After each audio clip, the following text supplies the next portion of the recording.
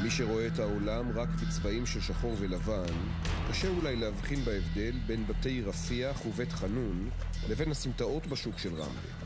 אבל עבור טייס מדובר באירוע מרגש. היום הוא חוזר להתאמן לראשונה מאז הבוקר הקטלני ההוא, לפני כחודשיים וחצי, בח'אן יונס. נכנסנו למתחם לחימה חדש, עברנו בית אחד ובבית הזה כבר זיהו שיש עוד מחבלים במתחם. מהבית הזה ירו לכיווננו. פינוי סורוקה. הצרור הזה הרג את הקשר של הסמג"ד, פצע את המפקץ ממגלן, ועוד 5 אנשים בכוח.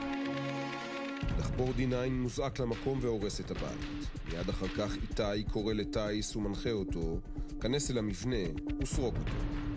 יצאתי לרצועה, אני סורק איתו עם רצועת 10 מטר, שלחתי אותו, פשוט שומע יריות ואני רואה את הכלב לקבל פתח, ואני קורא לו, רואה שהכלב לא מצליח להגיע אליי. באותו רגע שיפרנו אחורה, לא קל להשאיר את הכלב בתוך הבית אחרי שקיבל צור.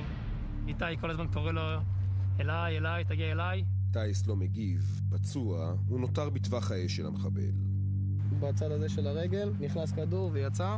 בעורף שלו, כאן לכל האורך, נפטר לו לשתיים, מכדור שפשוט חתך לו את האור.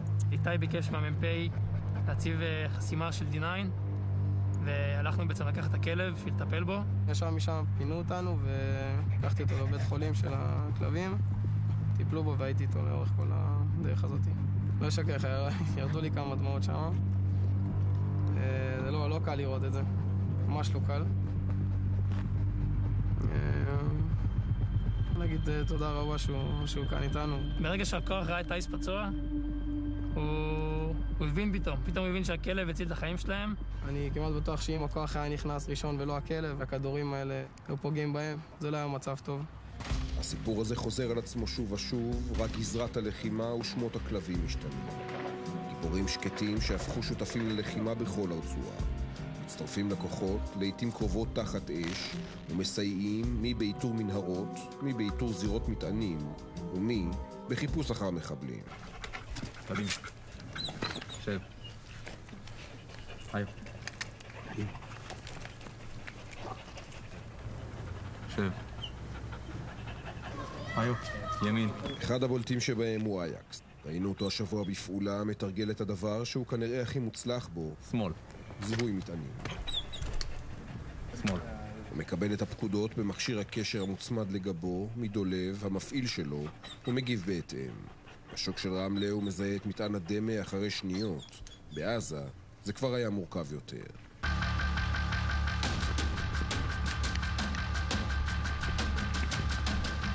התמונות האלו צולמו בח'אן יונס. הכוח חושד שהבית ממולכד ונועד להתפוצץ על החיילים. אייקס נשלח פנימה ומסתובב במבנה, מרחרח, מנסה לאתר מטעני נפץ. מי שלא מצא הוא שב לדולב, המפעיל שלו. עכשיו ברור, הבית נקי. הכוח יכול להיכנס.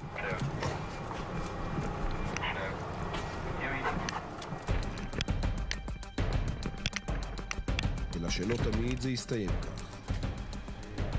מתקדם, מזהה שינוי התנהגות, מבין שהכלב על משהו, ומפנה את הכוח שלא ייכנס לבית. ומה אתה מגלה באמת? אי אפשר עד לעולם. מה יש בפנים? אנחנו סומכים על הכלב. בעיניים עצומות, שיש מטען בתוך הבית. בצוק איתן הפעלנו בעיקר לוחמים של תקיפה ולוחמים של כלבים שמאומנים לאתר חומרי נפץ. כמעט בכל גדוד מתמרן הייתה חוליה שהורכבה מלוחם תקיפה ולוחם עם כלב לאיתור חומרי נפץ. נכון להיום יודעים על כ-20 מקרים שבהם לוחמי עוקץ יחד עם הכלבים שלהם סימנו מטענים או נקודות שחשודות כממולכדות. על 5 מטענים, כרבע מאלו שנתגלו על ידי כלבי עוקץ בעזה, אחראי אייקס, הבולט שבחבורה. וללא ספק עזה, גם מנקודת המבט שלו, נראית מאיימת. מגוון התפקידים שלהם בלחימה היה רחב. חלק מן הכלבים, כמו כאן בחירבת חזעה, בפעילות של גדסר גבעתי, תרו אחר הנשק האסטרטגי של חמאס, פירי מנהרות. בכמה מקרים היו אלו הכלבים שגילו אותם.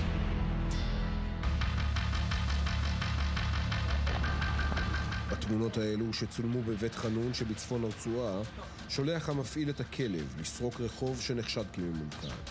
הכלבים מחפשים חומרי נפץ וזירות מטענים. בחלק מן המקומות מלכד חמאס עשרות בתים בניסיון לפוצץ אותם על החיילים.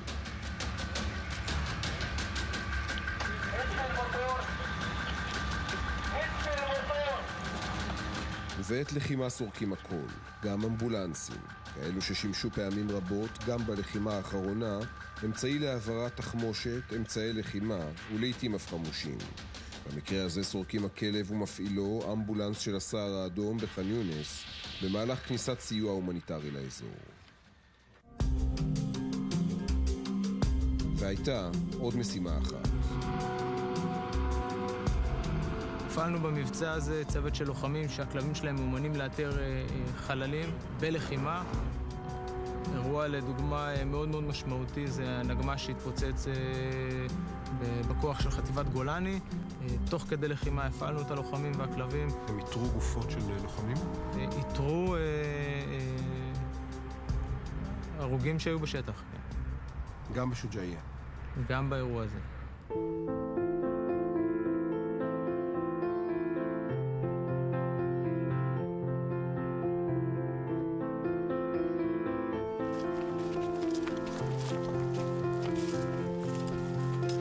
בבית הקברות לכלבים נפגשים אמיר וסגן רייש לראשונה מאז המלחמה.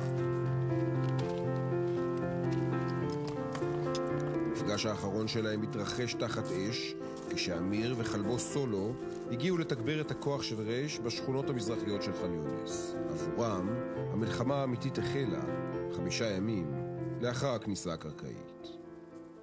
המשימה שלנו היה לכבוש בתים, להתקדם ובעיקר למצוא מנהרות. נכנסנו לאחד הבתים, התחלנו לסרוק אותו. תוך כדי הסריקה מצאנו הרבה אמל"ח ומטענים בבית. חיכינו שהכלב יגיע. הבנו שזה בית שכנראה יש בו מחבלים. בירידה למרתף היה לדלת כזאת נעולה שהובילה אליי לתוך המרתף. הם צריכים לפוצץ את הדלת בשביל להיכנס פנימה. הכנתי סולו לשליחה למרתף, שלחתי אותו למטה. בסוף הגרם היה מטען של פס דריכה או תיל ממיד. סולו דרך על המטען, הפעיל את המטען. שומעים את הפיצוץ, וישר אחר כך צור מאוד מאוד חזק, כאילו מרגיש מאוד מאוד קרוב אליך.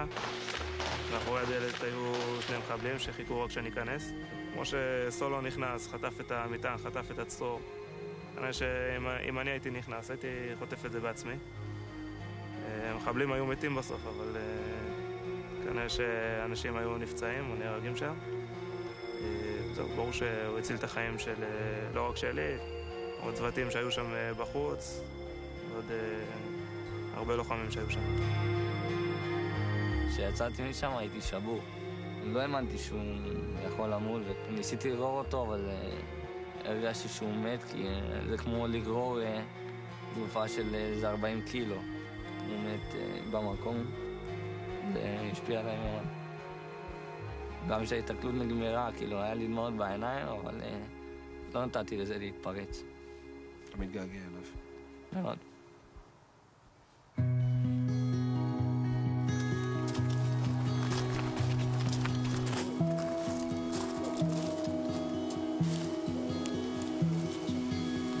מה עבר על אמיר מאמנו חברו כשעלה אל קברו אפשר רק להניח. אבל למרות הקושי והעצב, ההספד האישי שלו מדבר תקווה.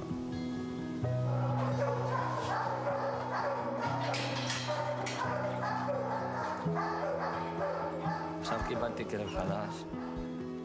אני חוזר למבצעיות, ממשיך לעשות את מה שעשיתי. אין רגע חרטה. אני שמח שסולו היה שם והציל את הלוחמים, מאוד שמח. הוא עשה את התפקיד שלו, ועכשיו גם עם הכלב החדש נפתח קשר, ונהיה שם בשביל כל מי שצריך, אנחנו שם.